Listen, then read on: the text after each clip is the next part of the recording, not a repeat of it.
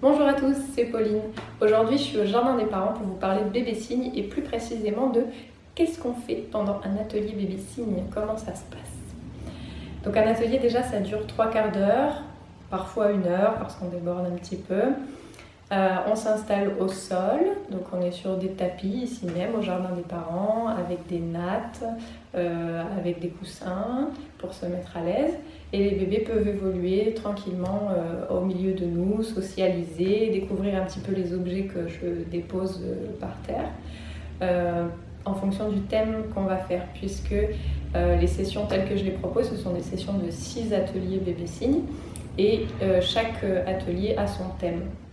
Donc on a la journée de bébé avec les signes de base de la journée. Ensuite le repas. Ensuite on a la toilette avec, on va parler du bain, du change et des vêtements. Ensuite on va parler des émotions. Notre 4e atelier c'est le plus important, celui des émotions.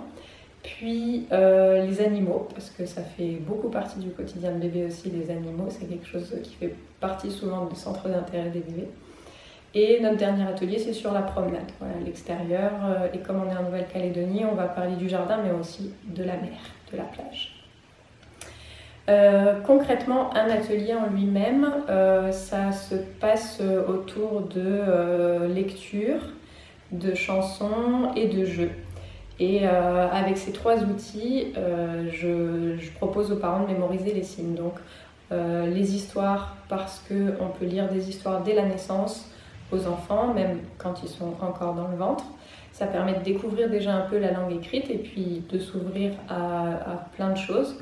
Donc je raconte des histoires en rapport avec le thème et puis je signe les histoires. Ensuite, je propose aussi parfois aux parents de prendre le livre et puis de signer aussi quand on commence à avoir un petit peu de vocabulaire. On chante des chansons.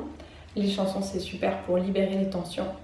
Et aussi c'est très intéressant pour les gens qui ont des mémoires plutôt auditives pour retenir les signes, ça aide beaucoup et ça fascine les bébés.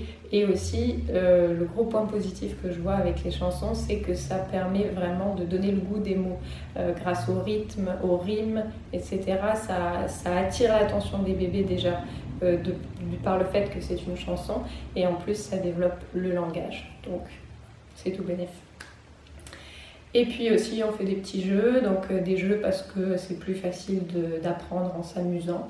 Donc on fait des devinettes, on fait des lotos, on pioche des choses dans des sacs, etc. Voilà, pour retenir les signes. Tout le monde est bienvenu dans l'atelier bébé signe, donc maman et bébé peuvent venir, mais aussi papa, les grands-parents, la fratrie aussi, si les grandes sœurs, les grands frères ont envie, ou les petits frères et petites sœurs. Même je propose aux nounous de venir ou à l'entourage qui peut être en contact avec bébé pour le garder ou autre chose. Tout le monde est bienvenu dans la limite de la population qui peut rentrer dans le jardin des parents, mais je limite à 6 familles en général, et voilà, en général on a 3-4 personnes par famille qui viennent, voilà. Si vous ratez un atelier, vous pouvez le reporter sur une session suivante. Voilà. Et je pense que je vous ai tout dit à propos des ateliers que je propose. Si j'ai oublié quelque chose, n'hésitez pas à me poser des questions dans les commentaires. Et si vous avez aimé ma vidéo, vous pouvez mettre un petit j'aime. À bientôt, tata!